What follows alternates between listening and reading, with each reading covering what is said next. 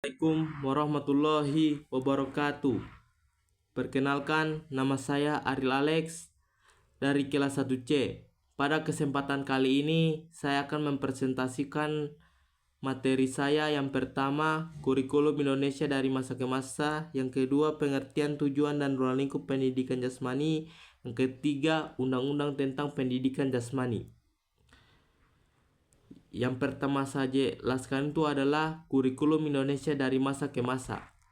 Yang pertama, rencana implementasi kurikulum bertotipe pada masa COVID-19 di Indonesia. Selama masa COVID-19 berfokus pada adaptasi pembelajaran yang fleksibel dan inovatif dengan tantangan pembelajaran jarak jauh. Kurikulum ini dirancang untuk mengembangkan kompetensi dasar siswa melalui pendekatan yang lebih kontekstual dan relevan. Yang kedua, sejarah kurikulum di Indonesia. Pada masa Orde Baru 1966 sampai 1998, kurikulum berorientasi pada pembangunan dan modernisasi setiap periode menunjukkan penyesuaian terhadap kebutuhan sosial, politik, dan ekonomi yang berkembang di Indonesia. Yang ketiga, analisis perkembangan kurikulum PPKN di rencana pembelajaran 1947 sampai Merdeka Belajar 2020. Secara keseluruhan, perkembangan kurikulum PPKN mencerminkan perubahan konteks sosial, politik, dan kehidupan masyarakat untuk menciptakan generasi yang tidak hanya memahami hak dan kewajiban, tetapi juga memiliki sikap kritis dan partisipatif. Yang keempat, perkembangan kurikulum pendidikan di Indonesia dari masa ke masa.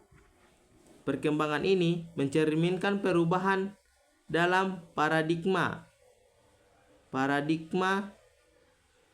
pendidikan yang berfokus pada kebutuhan masyarakat, perkembangan global, dan tuntunan zaman. Yang kelima, bagaimana kurikulum Indonesia saat ini? Saat ini, Indonesia berfokus pada pembangunan kompetensi siswa yang lebih aktif dan kreatif. Kurikulum ini bertujuan untuk kemampuan siswa untuk berpikir kritis, kolaborasi, dan komunikasi dengan kebutuhan zaman. Materi kedua yang akan saya jelaskan itu adalah pengertian tujuan dan ruang lingkup pendidikan jasmani. Yang pertama itu pendidikan jasmani untuk mewujudkan pendidikan nasional. Pendidikan jasmani berkontribusi secara langsung terhadap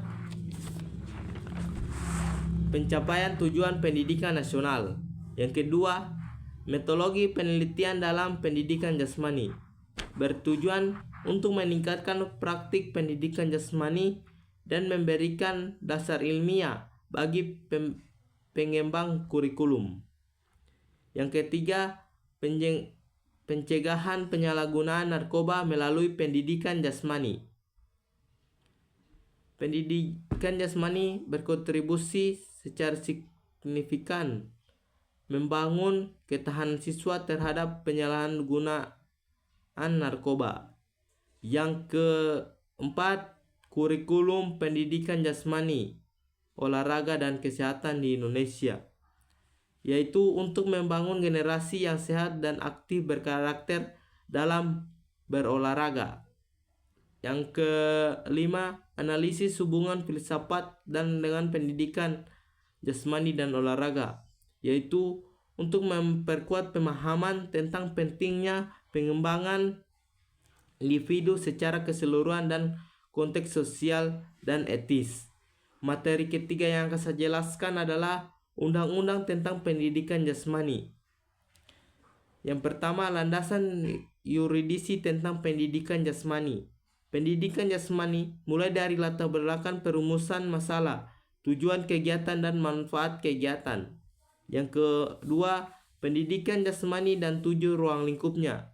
Pendidikan jasmani harus disajikan dengan sungguh-sungguh dalam proses mengajar melalui aktivitas jasmani seperti permainan, olahraga, rekreasi ataupun aktivitas petualangan lainnya. Yang ketiga, pembentukan karakter anak melalui aktivitas bermain dalam pendidikan jasmani.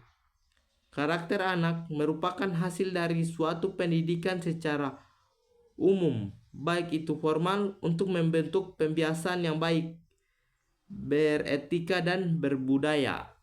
Yang keempat, Lembaga Pendidikan Islam Indonesia bertujuan untuk mengubah perilaku individu yang lebih baik, interaksi individu yang ada di lingkungan sekitar, yang ada di sekitar kita.